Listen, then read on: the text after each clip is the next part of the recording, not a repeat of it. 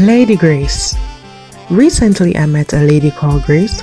She speaks knowledge and wisdom to her young and illustrates honor over her household. The fear of the Lord is hidden in her heart, for God strengthens her. Rivalry is poison to her pot.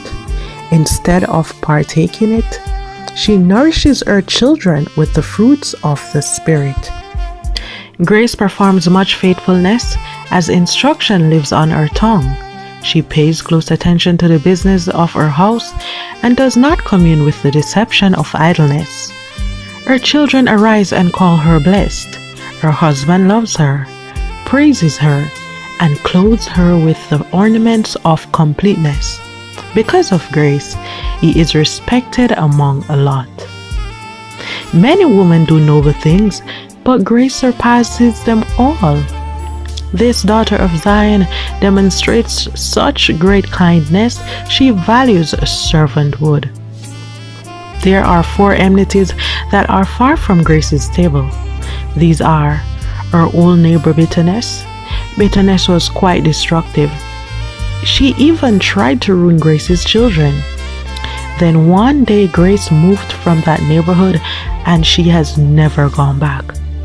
She does not dwell on the past or drains in sorrow from her mistakes. And even when torn out of her book, instead of clothing up her days with them, she practices the tool of meditation and supplication. The second foe is anger. Anger was very controlling. No matter how she tried to make her own choices, that opposition always have a way getting around her. Until one day, Grace got a bright idea. If I become real passive to aggression, anger will eventually go away, she thought. Her words danced in moderation as her thoughts became clear. Now, Grace's lips are filling with the truth and purity. She no longer says things that she regrets. She thinks before she speaks and ponders before she acts. In the sole of Grace's sandals, there is a labeled mark, peace and unity. Oh, how she loves this footwear. Everywhere she goes, she sports it. She swaps impulsiveness at the factory for a thread and a needle, and sometimes would pay a visit to the mill for a fresh wardrobe of praise. Nowadays, Grace wears a smile that boosts anyone up that passes her way. Then you have unforgiveness. She remembers the days when her father used to say, "Gracie, let God take care of your enemies, while you try to take care of your heart." And when Grace would ask him what that means, he would only say, "Just keep it healthy." It was confusing then, but now she gets it. She has a bunch of admirers who cannot seem to stay away. Out of her heart flows a limited issue, as her belly is usually packed with living water and powered with the Holy Spirit. Grace whispers love in the morning and love in the evening. Then late at night, she covers it over her children with a warm blanket and a kiss. Each day she walks in the park of gratitude and stretches on the plank of hopefulness.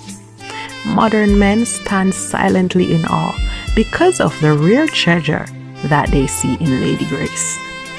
Lastly, pride, proudness, and selfishness. I have to say, she struggled to defend this triplet. "Less of me, Father, and more of thee," she would whisper at her bedside. "Make me a servant of your kingdom, for as your handmaid I desire to become a part of the fold." On and on, Grace would proceed. "I really can't do it by myself. Please lend me your mercy, Father.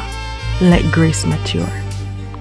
Then suddenly, Grace knows not how to scorn the poor. Better yet, they start to dine around her table. She would prepare their favorite dish and wash their worn-out feet with her hair.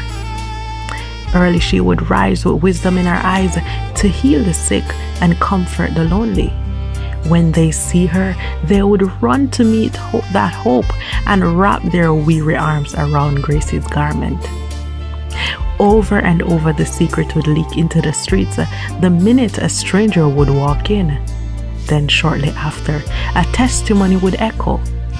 I have met a virtuous woman, and she invited me for tea within the comfort of her family. Finally, Grace has pressed past her image, her mask, her thorns, and mingled with even the unknown.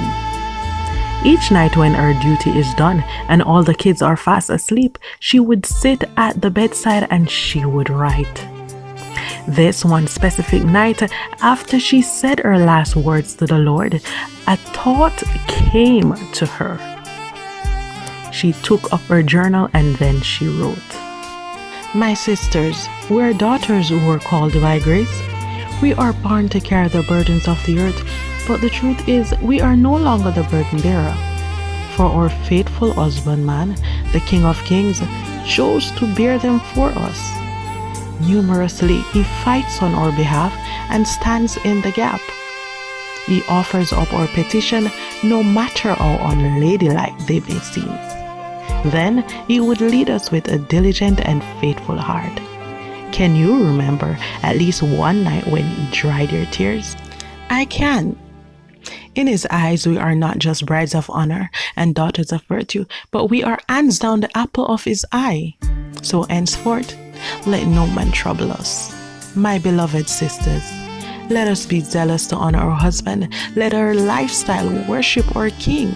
Love, laugh, serve, dance, and live heartily.